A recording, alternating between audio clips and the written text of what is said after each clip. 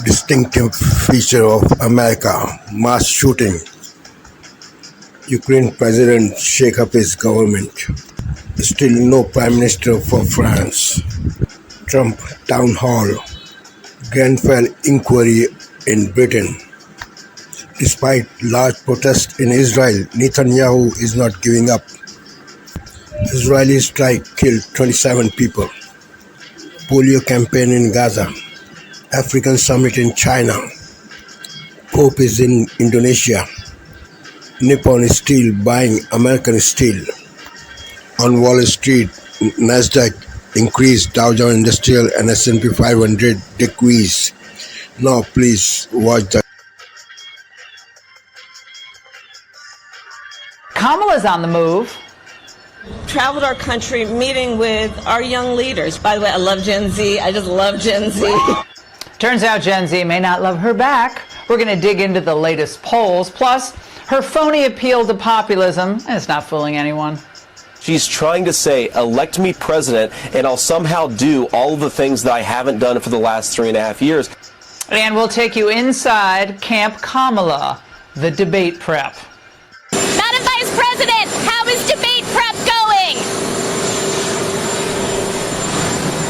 Compelling. But first, her anti-freedom agenda. That's the focus of tonight's angle. All right, my friends, tonight Trump's got the momentum. More Hispanic voters, more black men, more Asian Americans and independents are now willing to hear Republicans out on the big issues, where before they weren't.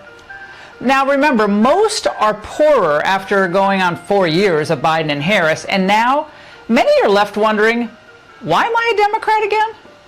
The Democratic Party has been hijacked by radical extremists under the guise of being, quote, progressive. The party has really given in to these extremists who no longer care about the safety, well-being of children and women, literally pushing for sex changes for underage children. At a time like this, the Democrats needed a candidate who could actually defend what her own party is doing and defend her own record and ideas. But with Kamala Harris, all they can do is play this tedious game of hide the ball. And today, the Harris campaign wouldn't answer a simple question about her supposed EV mandate walkback, dodging the matter, according to Axios. Again, she is not discussing policy because she's a nightmare off the cuff. It's not some game of 3D chess here. And also because her policies aren't popular, her campaign flacks decided to have her simply pretend that she's had a change of heart. Well, Harris's campaign has said she no longer supports many of her past progressive positions and has embraced more centrist stances on healthcare, immigration, gun control, and fracking, Axios reports. Well, centrist? Well, knowing what we know about her, that's just not at all credible. Because if you are in favor of using the power of the state to surveil and prosecute your political opponents, and if you can justify censoring those political opponents, whether through government pressure on social media companies or through straight-on intimidation, then, I hate to tell it to you, I hate to break it to you, you're a wild-eyed extremist, a committed, even if inarticulate, radical leftist. And that's what Kamala is. She hasn't even tried, by the way, to walk back her support back in 2019 for banning Trump from Twitter. And remember, he was the sitting U.S. president. When you look at how dysfunctional, how malformed the current Republican Party is with Donald Trump as the nominee for the third consecutive election at 78 years old and degrading before our eyes, you may wonder, like I do, like we all do, I think, wow, how we got here. And I think the answer is kind of staring us in the face. The way America's elections and political institutions are structured provides a massive advantage for Republicans. So the United States Senate, of course, which is not a representative body, tilts massively towards Republicans the way that the current parties are sorted. The roughly 580,000 Americans who live in Wyoming, for instance, are represented by exactly the same number of senators as the 39 million people who live in California. And of course, the Electoral College functions in a similar fashion, right? It actually builds off the Senate itself.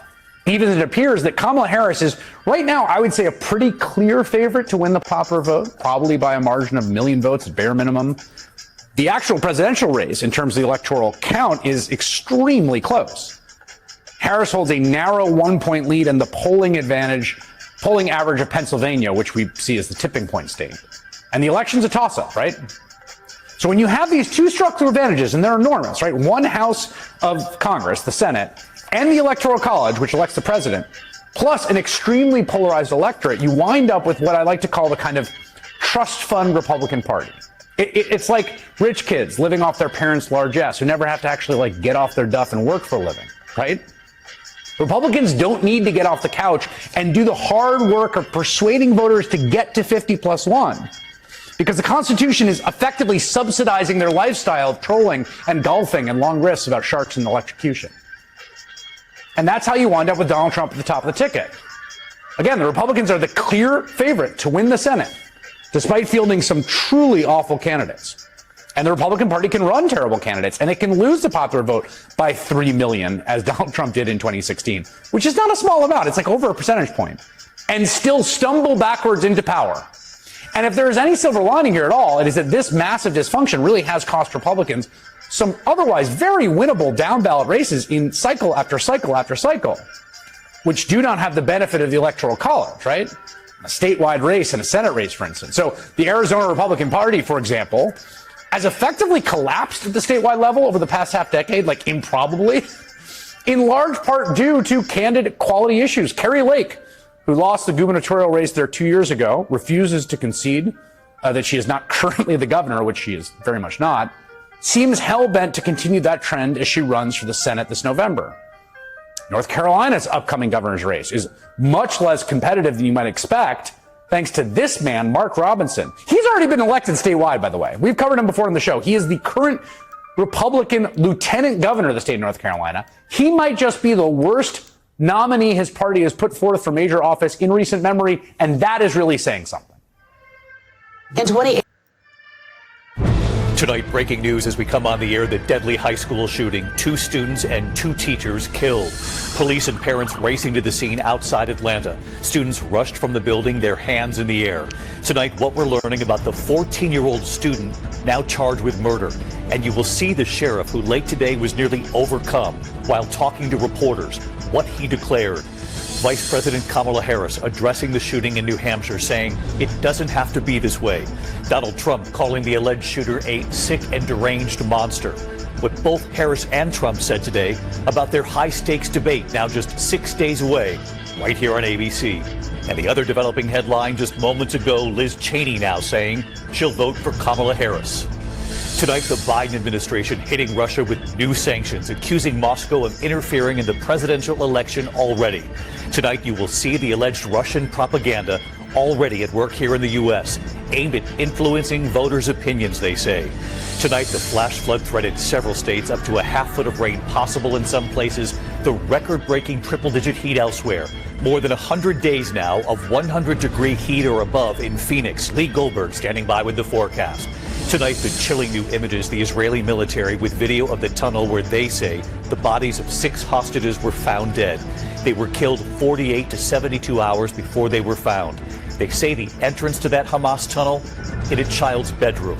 The war in Ukraine and tonight Russia unleashing a deadly wave of missile and drone strikes, and President Zelensky with a major shakeup in his cabinet. Back here in the U.S., the emotional day involving the case of those 2 hockey brothers killed by an alleged drunk driver. The NHL team and what they said about their player loss. The brothers were home for their sister's wedding. The American Airlines flight forced to divert what a first-class passenger is accused of doing. The surgeon tonight accused of taking out the wrong organ. The patient died, and what the family of the patient is now saying. Tonight, Elton John revealing his health scare, the severe infection now limiting his vision. And America Strong tonight, the discovery by the firefighters, the eye peeking out, and what they pulled off.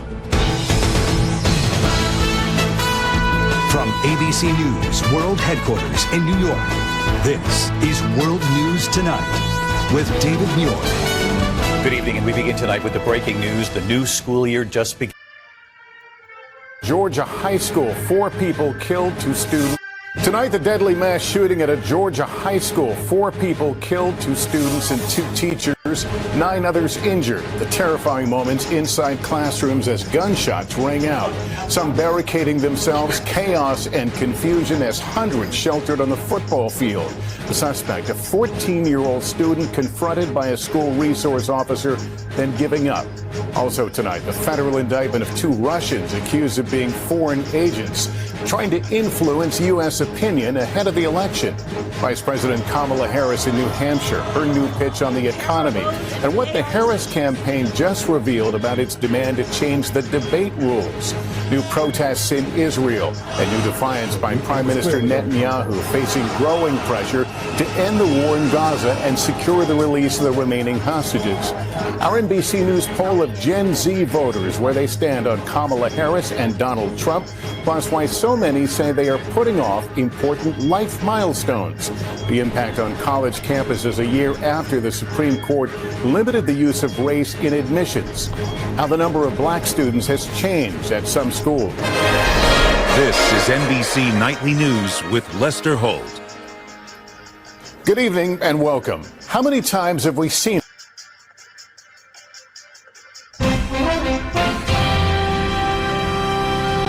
Good evening, I'm Amna Nawaz. And I'm Jeff Bennett. On the NewsHour tonight, just as the new school year is getting underway, the nation is rocked by another shooting, this time at a Georgia high school.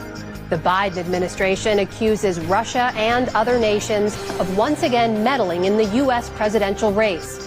The new steps that are being taken to counter foreign interference. We have no tolerance for attempts by authoritarian regimes to exploit our democratic system of government. And Kamala Harris unveils more of her economic plans, including an incentive for business startups. We delve into the 2 presidential contenders' plans to boost the U.S. economy.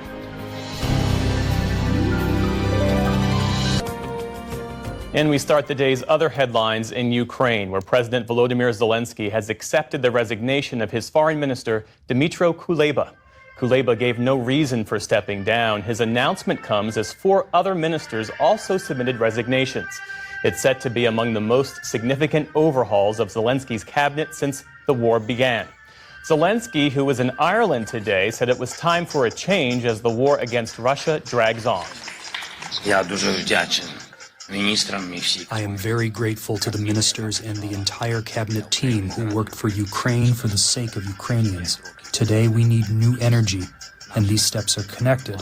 They are only connected with strengthening our state in various areas. International politics and diplomacy are no exception. Meantime, Russian strikes killed at least 7 people and injured more than 50 others in the western Ukrainian city of Lviv near the Polish border. The long-range Russian strikes come just a day after one of the deadliest attacks of the war, a missile attack on a Ukrainian military academy that killed more than 50 people. In the Middle East, Israel's operation in the occupied West Bank shows no sign of letting up after more than a week of deadly raids.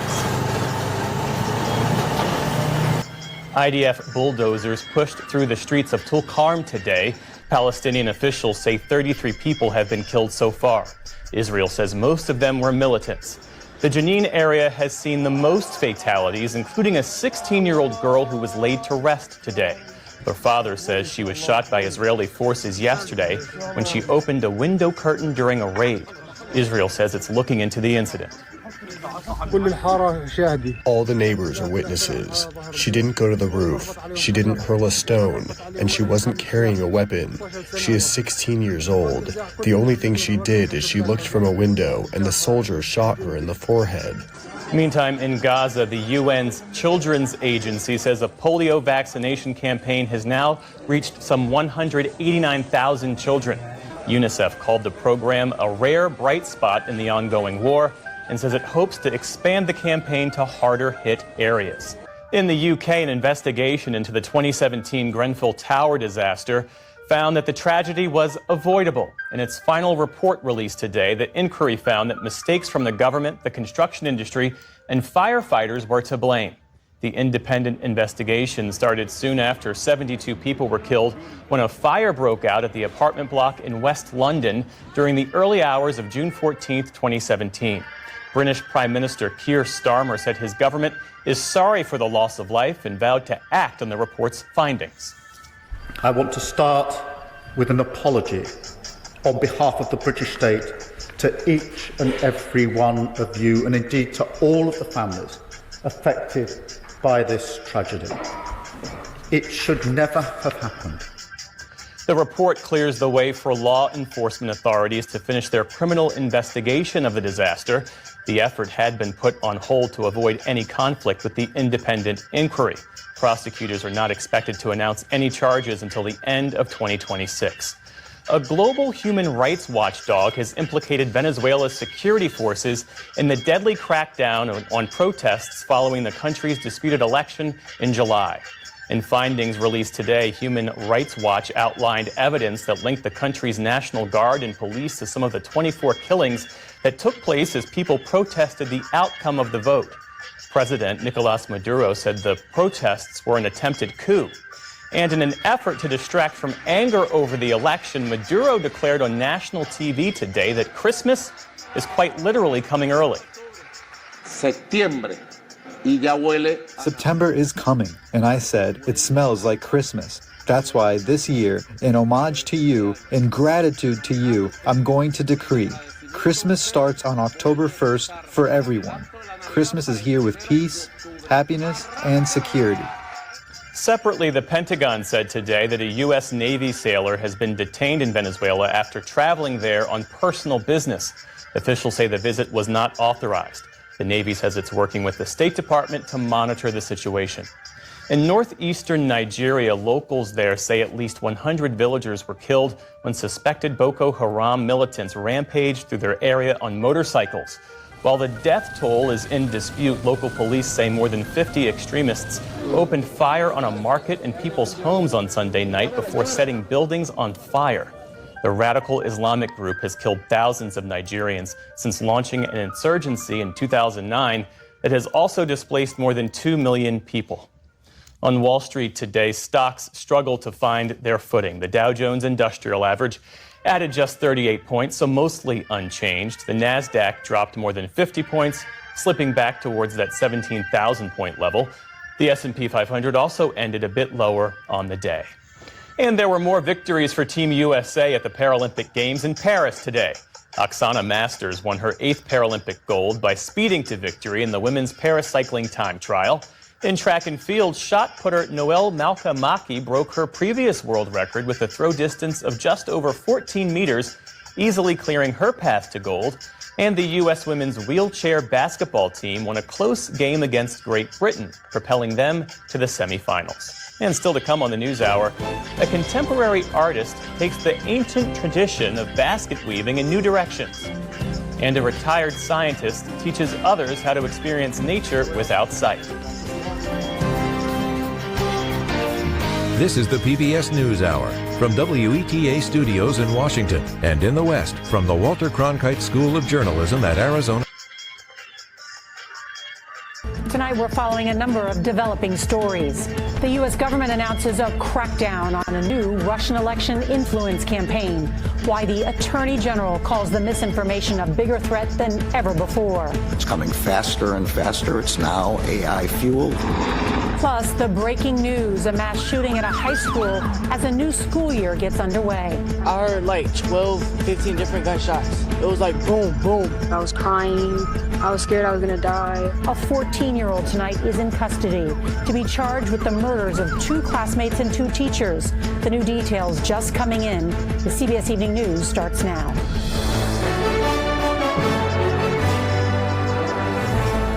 Good evening, I'm Nora O'Donnell, and thank you for being with us. We're going to begin tonight with a distinctly American tragedy, a mass shooting at a school, this time at a high school in Georgia. It started around 10:23 this morning when police say a teenage gunman opened fire at Appalachia High School. That's about 45 miles northeast of Atlanta. 4 people are dead, 9 others wounded. Students and teachers scrambled to take cover as witnesses describe gunshots and blood. One teen texted, "I love you," to his parents.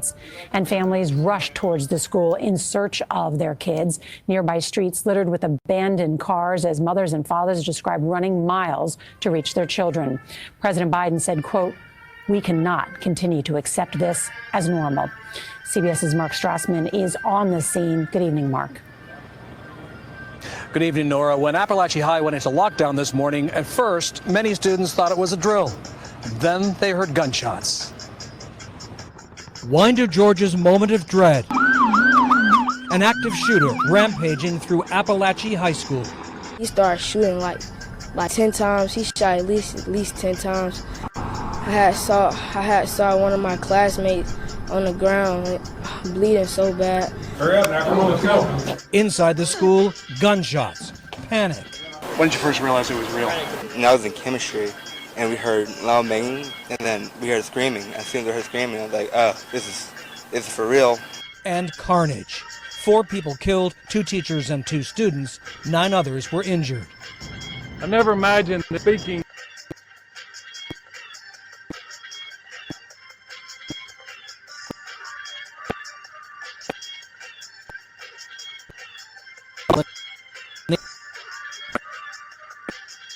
Because I didn't know.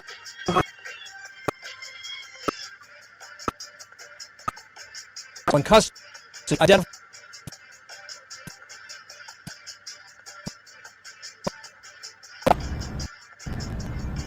That it would end. Yes. Around Atlanta, the school. I was completely in shock about. The sheriff said, Nora, this school will be closed the rest of the week. The tragedy in Georgia became a topic on the campaign. Measure.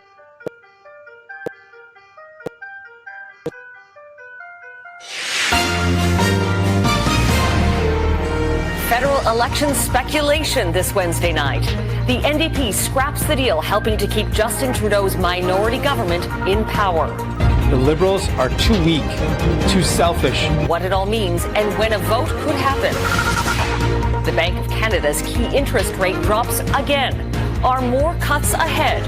What experts are predicting. Washington accuses Moscow of meddling in the election. The action the U.S. is taking and Russia's response. Plus, outpouring of grief. The memory that someone like that leaves, it's priceless. The memorial honoring Johnny and Matthew Goodrow. Global National with Donna Friesen. Reporting tonight, Carolyn Jarvis. Morning. Calls coming from inside reporting an active shooter. I was in class and we heard shots. The teacher ran, slammed the door, made us all go in the corner. I was scared I was going to die, to be honest. And when I heard hard lockdown, I knew it wasn't a drill. Marquis Coleman was sitting by his class door when he says he saw the gunman. I got up, I started running. He started shooting like 10 times. He shot at least 10 times. And then I ran to the back of the classroom. I dived behind the desk, and my teacher had got in front of me like he was guarding me. Like the gunshots were so close to me, like my ears started ringing real bad. Like the whole classroom was smoking. The shooting finally ended when an armed school resource officer confronted the gunman. He gave up, got on the ground, and the deputy took him into custody. He is a 14-year-old student here at the high school. He will be charged with murder and he will be tried as an adult.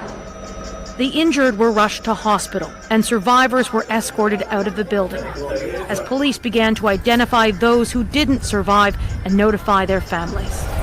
Of those that are deceased, 2 are students and 2 are teachers here at the school. Students huddled together in prayer as they waited to be reunited with their parents. An agonizing wait since many had fled without their phones and were unable to call them. I couldn't find him. It was really hard. I wasn't sure if he was alive or not, but yeah, he's here and I'm grateful. According to the FBI, their agents questioned this same suspect last year over alleged online school shooting threats.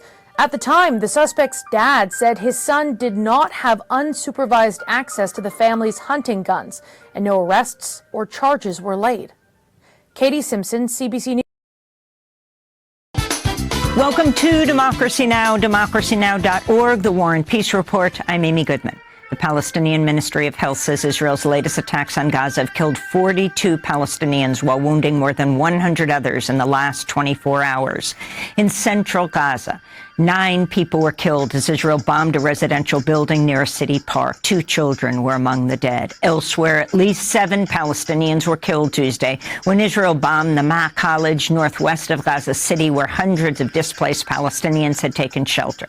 Meanwhile, the World Health Organization says its mass vaccination campaign against polio has so far reached about a quarter of Gaza's children after Israel agreed to 8-hour pauses in its attacks. This is Ghada Judah, a displaced Gaza resident and volunteer on the vaccination campaign.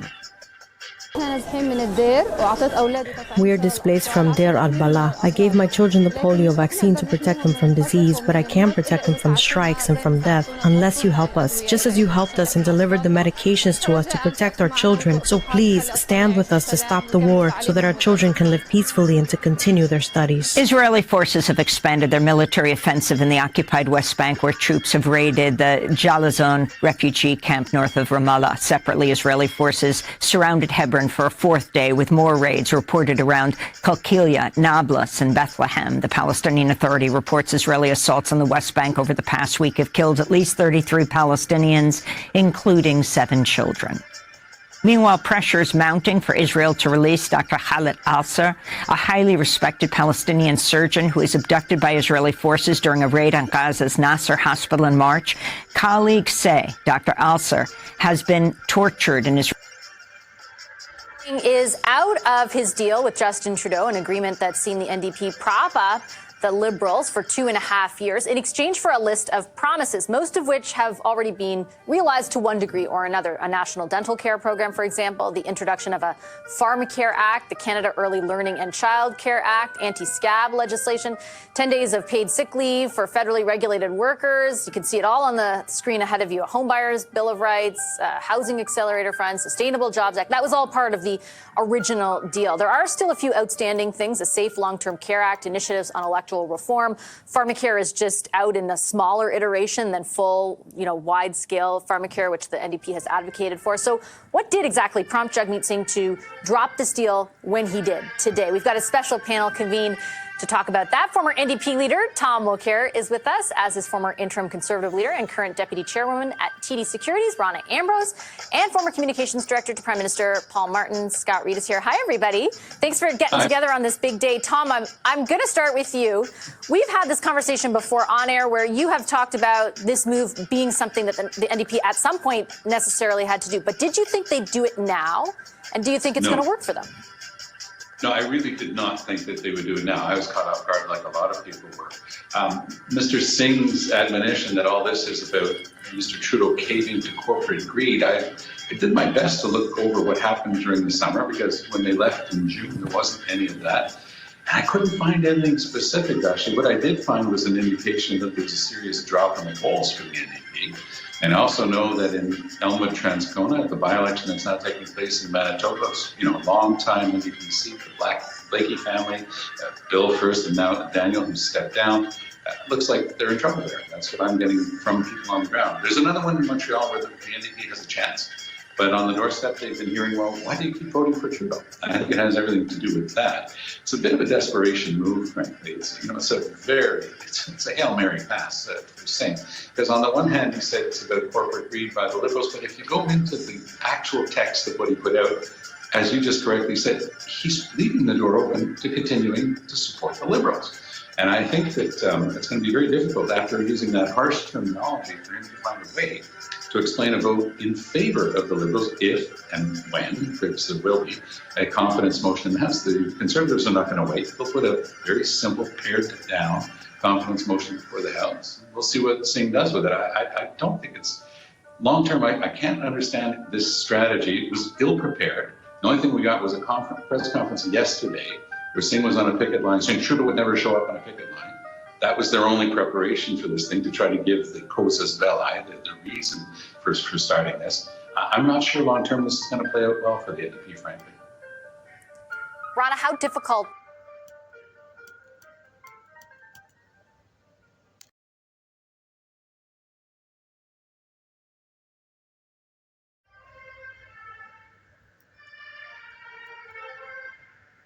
beyond Swiss politics and finance. John Zarakostas, one of the 200 France 24 correspondents around the world.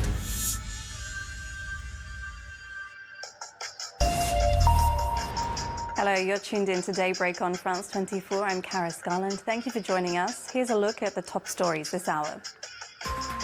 Sanctions, visa restrictions, and indictments. They're some of the measures the United States announced against Russian state media Wednesday for what officials say are attempts to influence November's election. Nearly 100,000 doses of Mpox vaccines are arriving in the Democratic Republic of Congo this Thursday, with the government set to roll out its vaccination campaign this weekend. And France is still waiting to learn the identity of its new prime minister, almost 2 months after parliamentary elections left the country in political deadlock.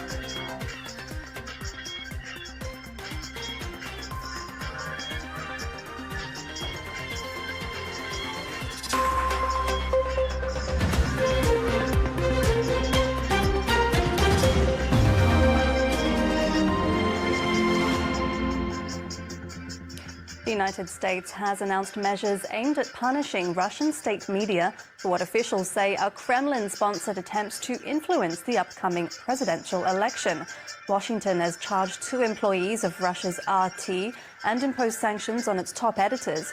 Reacting on its Telegram channel, RT dismissed the allegations as hackneyed cliches. Monty Francis explains. Hello, welcome. You're watching RT International. The Russian state media channel RT was dropped by its American distributors shortly after Moscow launched its full-scale war in Ukraine in 2022. But the Justice Department says despite that, the outlet has continued to spread misinformation to American voters. On Wednesday, Attorney General Merrick Garland announced the indictments of 2 former RT employees. We allege that as part of that effort, RT and its employees, including the defendants, implemented a nearly $10 million scheme to fund and direct a Tennessee-based company to publish and disseminate content deemed favorable to the Russian government. U.S. officials say the scheme involves social media influencers who publish nearly 2,000 videos containing Russian propaganda, some of which have garnered millions of views on YouTube. American spy agencies say the Kremlin's goal is to promote Donald Trump over Kamala Harris because of Trump's skepticism of U.S. support for Ukraine. The Justice Department also said it seized 32 internet domains used by the Kremlin to spread misinformation. These websites were designed to appear to American readers as if they were major U.S. news sites like the Washington Post or Fox News. But in fact, they were fake sites. In addition to the indicted RT employees, the Treasury Department has sanctioned the editor-in-chief of the channel, Margarita Simonia. The Kremlin's objective is not new. In 2016, the Justice Department charged Russians with hacking computers and releasing information to damage the campaign of Hillary Clinton and to help elect Donald Trump. The Kremlin launched a similar effort to help Trump in the run-up to the 2020 election. Ukrainian President Volodymyr Zelensky has pointed to the need for new energy to explain the biggest shakeup in government since the war with Russia. 6 cabinet ministers, including Foreign Minister Dmytro Kuleba, stepped down ahead of the reshuffle, offering little explanation for their decisions. Parliament has accepted 4 of the resignations, but not yet Kuleba's. Let's take a listen to Zelensky. Я дуже вдячний міністрам і всій команді. I am very grateful to the ministers and the entire cabinet team who've been working for Ukraine for the sake of Ukrainians for 4.5 years. Some of them have been our ministers for 5 years, but we need new energy. These steps are related to strengthening our state in various areas. International politics and diplomacy are no exception. Today, I cannot predict what exactly this or that minister will do. These answers will be given to them when they are offered a position, but it is too early to talk about it today. Well, for more, we can cross live to our correspondent, Gulliver Cragg, who's standing by in Ukraine. Gulliver, lawmakers said that Parliament was expected to consider Kuleba's resignation this Thursday. What exactly can we expect? Well, I think it's probably just a hiccup that led to them not voting on it yesterday. There was a meeting of Volodymyr Zelensky's. You're watching DW News live from Berlin. Ukraine's President Volodymyr Zelensky reshuffles his cabinet. It's the biggest government shakeup since Russia invaded Ukraine more than 2 years ago. Why is it coming now? Also coming up, Donald Trump makes a town hall event appearance on US network Fox News. Will it help his faltering presidential campaign? And a community mourns 2 students and 2 teachers killed in a school shooting in the US state of Georgia. Police say the 14-year-old suspect will be charged with murder.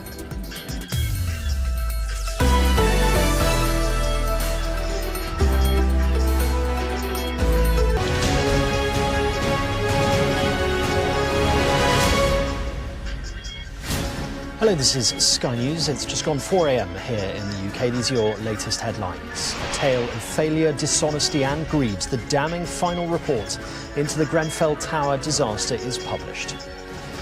Survivors and the families of the 72 people who lost their lives in the fire 7 years ago condemn a web of blame as the fight for justice continues. Justice to me looks like some people in jail. I don't want corporate manslaughter.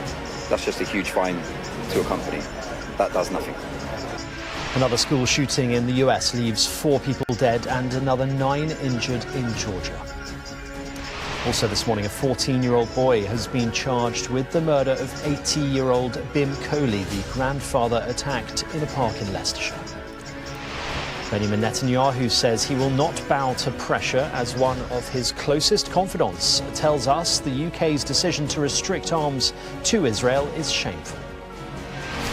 Plus, success for British tennis star Jack Draper as he books a place in the semi-final of the US Open.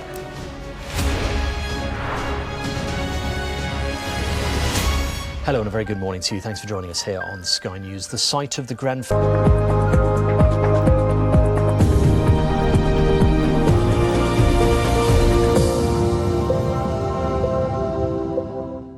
You're watching TRT World. I'm Emily Rose Adams. A reminder of our main headlines. Israel's ongoing assault has killed at least 24 more Palestinians in Gaza. A series of airstrikes targeted the central and southern areas of the enclave, where the majority of the stranded population sought refuge. The injured, including children, have been taken to a few functioning medical facilities in Gaza. At the Kamal Adwan Hospital in northern Gaza, doctors have been using phone flashlights while operating in the intensive care unit. That is a result of electricity cuts. The hospital's ICU director says generators there failed due to a lack of fuel. The first phase of the polio vaccination campaign in Gaza is continuing despite Israel's attacks. The World Health Organization says more than 189,000 children in central Gaza have been inoculated during the 3 days of humanitarian pauses. Vaccinations in southern Gaza begin on Thursday. 4 fixed sites will continue to offer polio vaccination for the next 3 days in central Gaza to ensure no child is missed. WHO also provides supplies and training to health workers in areas not covered by the humanitarian pause to ensure children in those areas are also protected. Thousands of protesters gathered outside Benjamin Netanyahu's Likud party offices on Wednesday, demanding the safe return of the Israeli hostages still being held by Hamas in Gaza. Protesters also insist the Israeli Prime Minister must negotiate a ceasefire agreement. Netanyahu says Israel will only agree to a permanent ceasefire that guarantees the border area between southern Gaza and Egypt. The Turkish president has criticized the Israeli Prime Minister for accusing Egypt of smuggling weapons to Hamas through its border.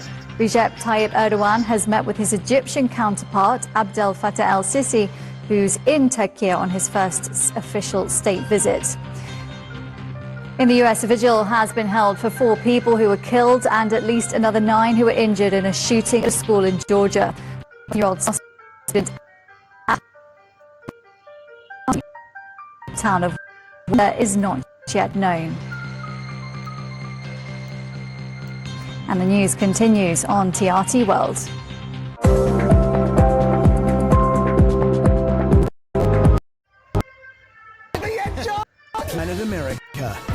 9:30 on ABC and ACU.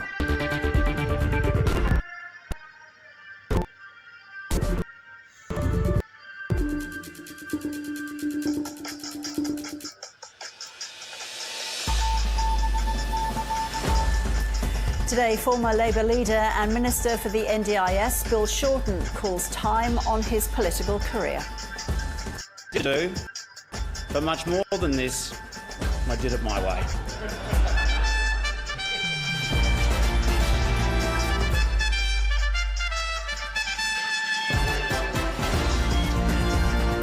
Australian is the biggest exporters.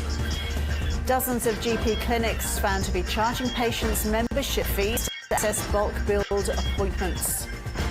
More gold in Paris and a world record broken twice by swimmer Alexa Leary.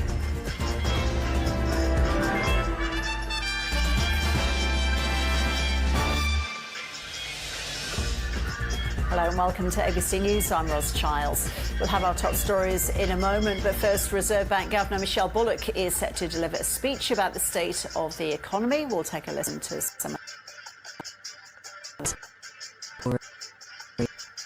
It's Asia Now. It's 11 a.m. in Singapore and Hong Kong, 8:30 in New Delhi and 10 o'clock in Jakarta. I'm Paul Sik. At this hour, the Chinese president says ties with Africa are in their best period in history, hosting the leaders of more than 50 African nations. Xi Jinping expresses willingness to deepen industry, infrastructure, trade and investment in the continent. Pope Francis attends an interfaith dialogue at Southeast Asia's largest mosque, a high point of his visit to Indonesia. Pontiff and the Grand Imam also signed a joint declaration of peace, which lays out the groundwork for actions pre- and post-crisis. And reports say the Biden administration could block Japanese firms' $15 billion bid for U.S. steel amid growing bipartisan opposition. U.S. Steel says thousands of jobs are at risk, while Nippon reassures that Americans will form its core management should the deal go through.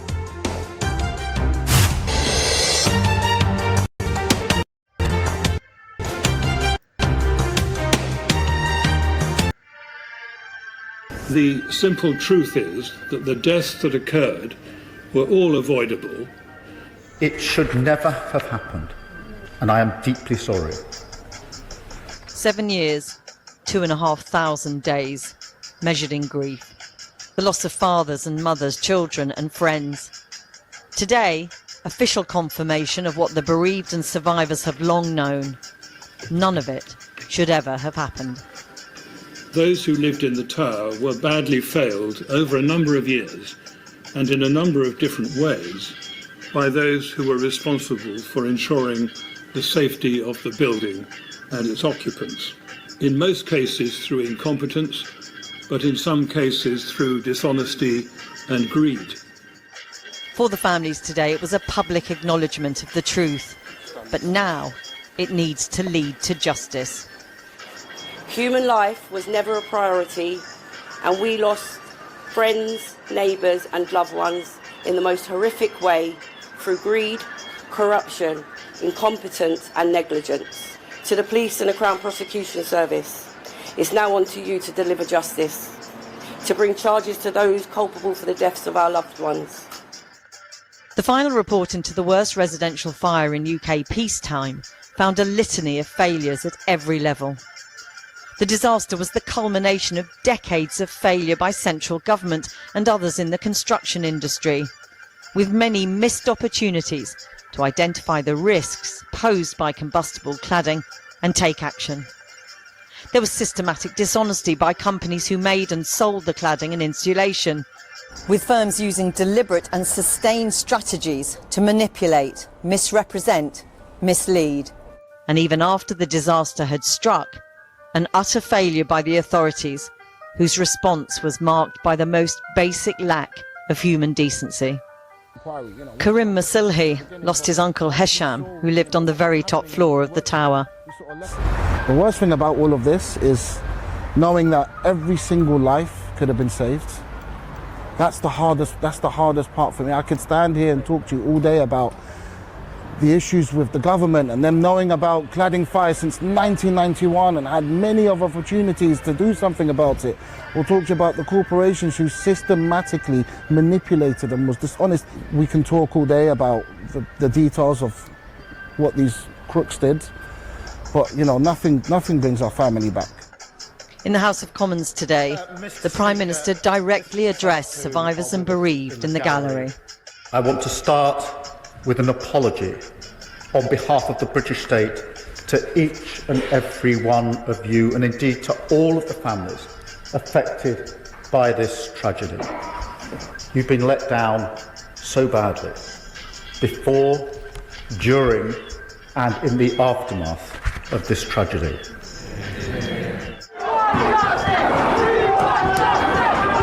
Those chaotic days in the aftermath, proof for survivors of just how little they mattered, how much they had been let down. A Prime Minister who initially visited the area without speaking to the bereaved.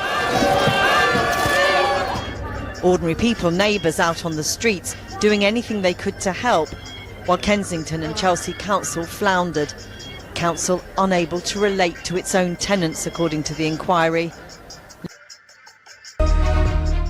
At least 7 dead in Lviv. Authorities say 3 children are among those killed in a Russian attack. France's interior minister blames smugglers after a boat carrying dozens of migrants capsized, killing at least 12 people. Nearly 200 middle schools in France started experimenting this week with a ban on phones. The Kashkesh City Council will provide affordable housing for teachers who live far from where they teach.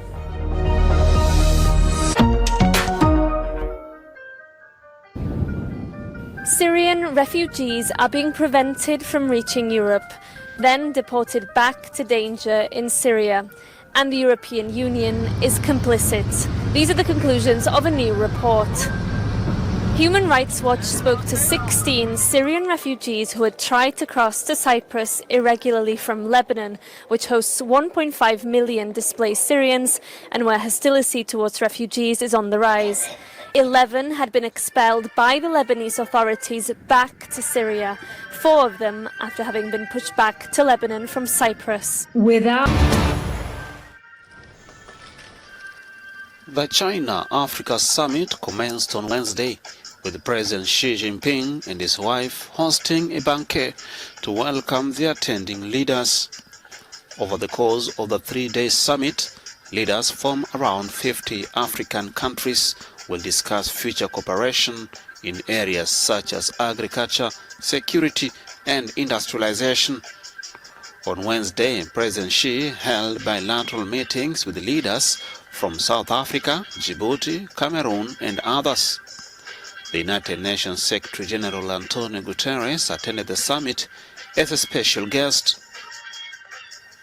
China, having been Africa's largest trading partner and investor for years, has strengthened its ties with African nations to counter US and European influence in the global south. Under the theme, Joining Hands to Advance Modernization and Build a High-Level China-Africa Community with a Shared Future, the summit aims to deepen friendships and outline future cooperation. The FOCAC summit's opening ceremony is scheduled for Thursday, where President Xi will deliver a keynote speech.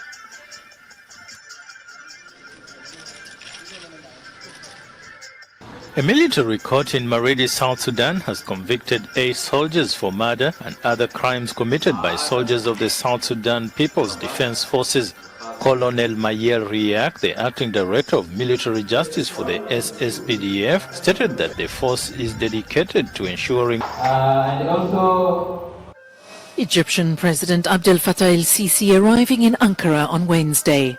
It's the first official visit to Turkey by an Egyptian president in 12 years, and comes amid a warming of relations between the two regional powers. Ties between Cairo and Ankara collapsed in 2013 after el-Sisi, who was then army chief, led the ouster of democratically elected Islamist President Mohamed Morsi. Morsi was a top figure in the Muslim Brotherhood organization, which has long been backed by Turkey. In the second summit between El-Sisi and Erdogan since they began mending relations, they will reportedly sign around 20 agreements. These are expected to focus on boosting cooperation on energy, defense, tourism, health, culture and education. They'll also discuss global and regional issues, particularly Israel's attack on Gaza and the occupied Palestinian territories. Turkey has sent a lot of aid to Egypt for Palestinians and has praised Cairo's humanitarian efforts and role as negotiator in Gaza's truce talks. The Algeria national men's football team began their preparation in Algiers on Tuesday, preparing for the start of qualifying for the 2025 Africa Cup of Nations in Morocco. The team is set to meet Equatorial Guinea in Iran on Thursday before they take on Liberia in Monrovia 5 days later. Everything is okay, the camp is good, with a new coach, as you said, and new players. So it is okay. We are here to give all we have.